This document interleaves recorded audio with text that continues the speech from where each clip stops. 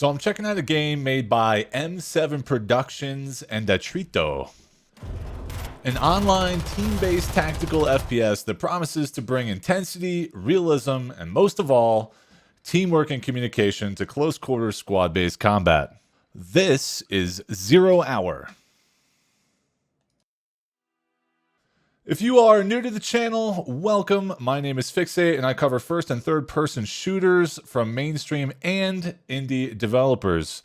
If you're enjoying the video, a like would be super appreciated, and if you're looking to find a way back for more content, then consider subscribing to the channel. We are just starting to take off, and I appreciate all the support. All right, let's get into it. Zero Dawn is available on Steam for $11.99 US, and is currently on sale for $7 US. An incredible price point for what you're about to get in this game. The recent and overall reviews for this game on Steam are very positive, and like I said, you'll see why soon. Shout out to Playa, a member of my community, gifted me the game on Steam the other day. Thank you so much. I'll put a link to his Twitch in the description below. Thank you so much, Playa. Appreciate it. So right away, you're going to see that 0 Hour is heavily influenced by other games such as Rainbow Six Siege and SWAT, to name a few. It's got that close quarters and tactical vibe. The general premise is similar. You've got a hostage on a map with a bomb attached to them, and you have a defending team doing everything they can to eliminate all the attackers. And the attackers are in an attempt to either eliminate all of the defenders or defuse the bomb. All right, let's take a second and talk about some of the unique features that this game has. Right out of the gate, you're going to see that all attachments for all the guns are unlocked, and you can pre-make your classes in the main menu or change them on the fly in between rounds. I can't tell you how refreshing it is to be able to do that. You know, maybe I've unlocked one too many red dot sites in my life and I'm just tired of doing it, you know? Just give me the damn red dot. Give me the suppressor. Give me what I need to be fit for battle. Another unique feature that I like is that unless you report a body or communicate it via in-game comms, your teammates won't know how many are left. The icons on the top of the screen that show how many players are left actually do not get updated until a body is reported, which is a really interesting feature. Another reason to stay in high communication with your squad. At first, I thought the next feature was really cool. It's called the planning table. It is basically a three-dimensional map that has the names of all the rooms, and you can scroll around, get different angles on the area that the attackers are about to embark on, and you can coordinate with your team with lines, like which entrances you're going to go through and things like that. Well, I think this is a very cool idea. You know, a lot of times it's just people like drawing wieners on the map, or there's not a lot of actual usage for this. Again, I think the idea is cool. It helps you get familiar with the map if you're not already.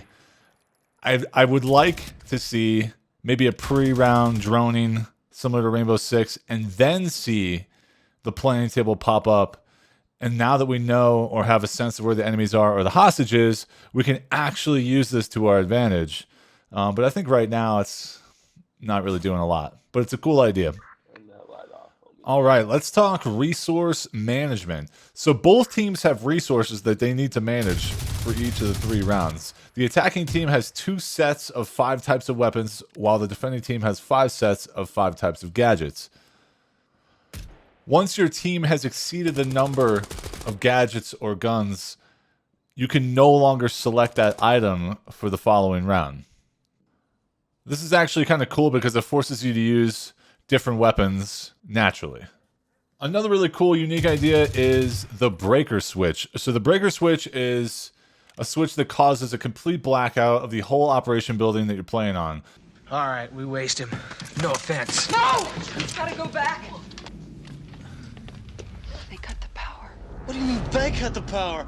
How could they cut the power, man? They're animals. I want you two with trackers checking the corridors. Move! By doing this, the defending players won't be able to visualize their surroundings unless they have the tactical flashlight.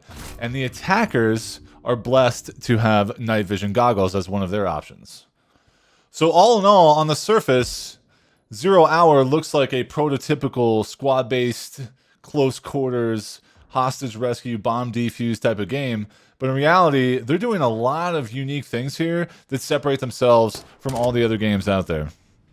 Now, of course, the game is not perfect, and it is a smaller developer, so, you know, we want to give them the benefit of the doubt here. There are a couple things that we can nitpick on. I think a lot of the maps have a bunch of rooms that have very little meaning, no value to the way the game plays out. The sprint meter is extremely low, so you're going to find yourself walking a lot. And while that might actually be annoying, you know, maybe it is going down the realism path, and we can give them the benefit of the doubt on that one. You know, when you're holding all that kind of equipment, you can't exactly run for days. So I can get there with that one. But from a gameplay perspective, it can get a little bit annoying. Just like movement. Movement feels a little bit clunky, a little bit heavy. But again, that could just be the realism of the game, you know, showing its gritty teeth. Probably one of the sillier ones, and something they could probably patch out quickly, is when you die, you can see as a camera from your dead body for the remainder of the round. So you can give callouts to your teammates if you die near the objective or near a stairwell and say, hey, he's going left, he's going right. That kind of information is insanely valuable. And for a game that's focused on realism, I probably shouldn't be able to do those kinds of callouts dead. Going towards the left side. Going back to right. He's looking downstairs. Fuck yeah.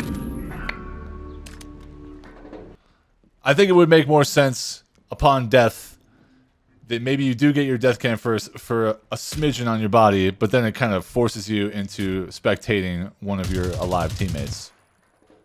Again, though, this is all just some nitpicky kind of stuff, friends. The game is great, it's incredible, and at its price point, there's not much better value on Steam right now for this type of game.